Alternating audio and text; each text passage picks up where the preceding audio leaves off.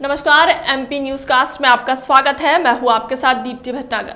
आइए शुरुआत करते हैं दिन भर की कुछ खास खबरों के साथ। फतेहपुर जिले के खागा सामुदायिक स्वास्थ्य केंद्र के अधीक्षक डॉक्टर राजीव कुमार जायसवाल के ऊपर 13 जनवरी 2022 को 10 बजे अटेंडेंस समय से भरते समय डॉक्टर राजीव कुमार जायसवाल ने अनिरुद्ध सिंह से कहा कि जो पेशेंट आते हैं उनका नाम रजिस्टर में एंट्री जरूर करे और कोई भी लापरवाही नहीं करेंगे।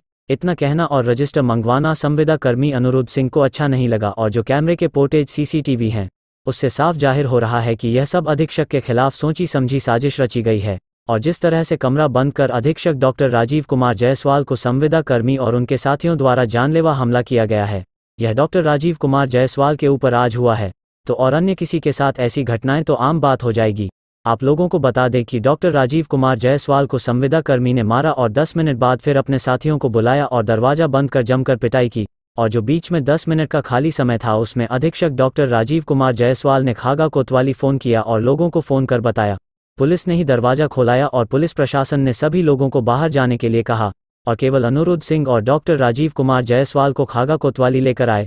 तभी और डॉक्टर स्टाफ कोतवाली गए और तहरीर दिया और एसआई राजीव कुमार सिंह सामुदायिक स्वास्थ्य केंद्र जांच पड़ताल की सीसीटीवी कैमरे के फुटेज भी देखने के बाद अभियुक्त को मुचलके पर रिहा कर दिया।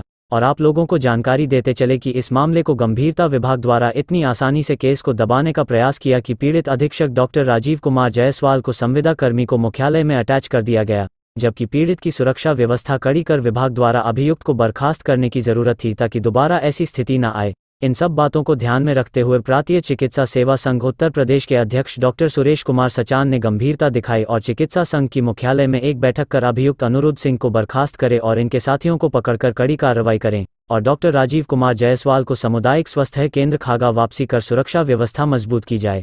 आइए सुने क्या कहा प्रांतीय चिकित्सा सेवा संघ उत्तर प्रदेश अध्यक्ष डॉक्टर सुरेश कुमार सचान और पीड़ित सामुदायिक स्वास्थ्य केंद्र अधीक्षक डॉक्टर राजीव कुमार जायसवाल ने।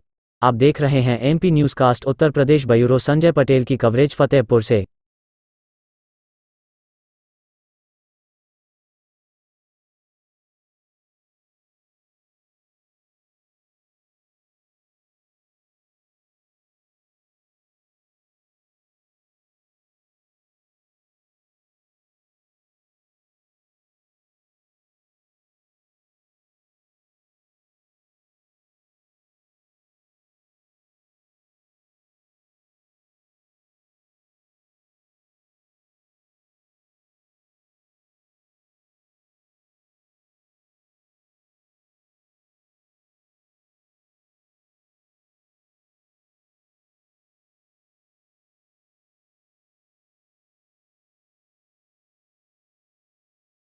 मेडिकल प्रोटेक्शन एक्ट लगना चाहिए था, नॉन अवेलेबल धारा है तो वो भी लगाई जाए जिससे कि वो सारे लोग जेल जा सकें, इतनी सी बात है। तो इसी संदर्भ हम लोगों ने आज बैठक करी है। बैठक के बाद आगे होता तो ठीक है, नहीं तो ये आंदोलन हम लोग आगे खींचेंगे और इसके लिए हम लोगों को अगर काम बंद करना पड़ेगा, धरना प्रदर्शन करना पड़ेगा तो उसके लिए हम लोग सारे लोग तैयार हैं। यहाँ पर एक बात ये बहुत ज़्यादा महत्वपूर्ण लगती है कि डॉक्टर पत्र क्या दिया है, उसमें क्या क्या मैटर लिखे गए हैं, क्या लोगों का नाम वो अगर मिल जाता है, क्योंकि मामला संजीव ने एक सरकारी कर्मचारी है और अपनी जिम्मेदारी से बोली है, उसके ऊपर ही हमला होता है। तो उस कर्मचारी ने एप्लीकेशन किया दिया है, उस एप्लीकेशन की फोटो आपको मिल जाए। एप्लीकेशन कभी कभी हो जाता है तो पुलिस भी क्या करती है कि मामला बना करके और सीधा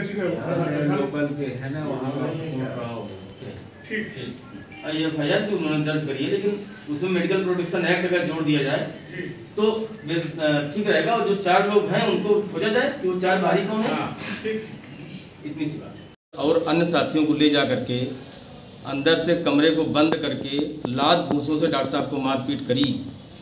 इस पूरे प्रकरण में पूरा प्रांतीय चिकित्सा सेवा संघ जनपद शाखा फतेहपुर के सारे चिकित्सकों में बहुत ज़्यादा रोष है और हम लोग उस कर्मचारी को बर्खास्तगी के लिए, कम से कम बर्खास्तगी के लिए हम लोग एकदम कटिबद्ध हैं और उसके लिए लगे हुए हैं। किसी भी स्तर तक हम लोगों को इस बात के लिए जाना पड़े तो हम लोग उसके लिए तैयार हैं। डॉक्टर साहब, चिकित्सीय कर्मचारी जो 24 घंटे जनसेवा देते हैं, इनकी अगर देखा जाए तो इनकी सर्विस बहुत टफ है।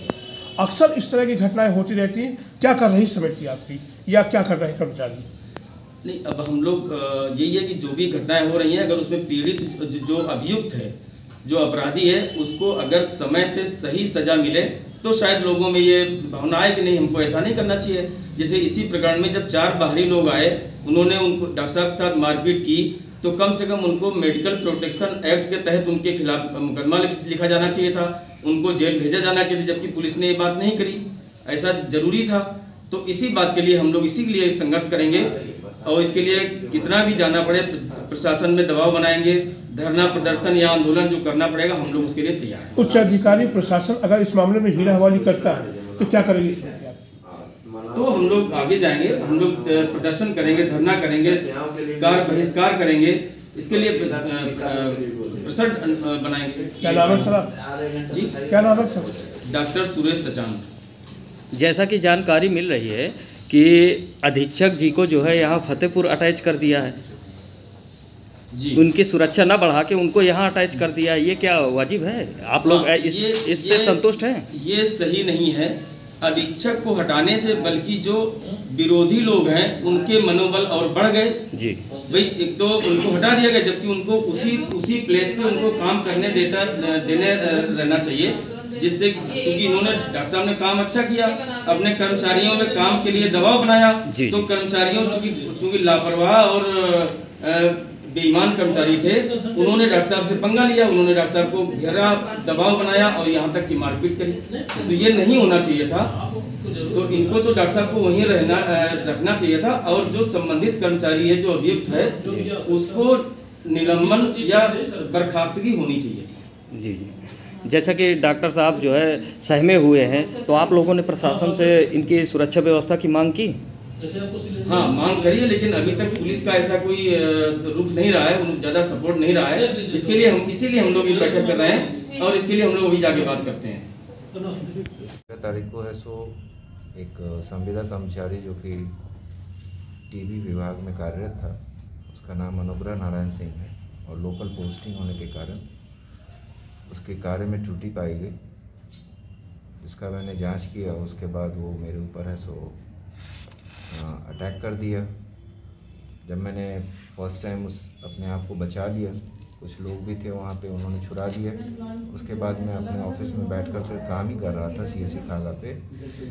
10 मिनट के अंदर सारे फुटेज देखने के बाद आपको पता चलेगा कि सारा षड्यंत्र रच कर करके वो 4-5 लोगों को बुलाया और मेरे कैबिन में घुस कर करके अंदर से दरवाज़ा बंद कर दिया, और उसके बाद हमारे ऊपर जानलेवा अटैक कर दिया। अकेला होने के कारण मैं जितना सर्वाइव कर पाया उसमें मुझे अंदरूनी चोट भी लगी है, सर पे भी चोट लगा है। 2 दिन बाद मुझे उल्टी, बुखार और सीवियर हेडेक वगैरह भी हुए हैं, जिसका अभी इलाज जिला अस्पताल से चल रहा है। और उन लोगों ने ये घटना को अंजाम। आज यहाँ पे आप लोग इकट्ठा हुए हैं, क्या आज हमने अपने संघ में ये सारे प्रार्थना पत्र और सारी सूचना उनको दी है।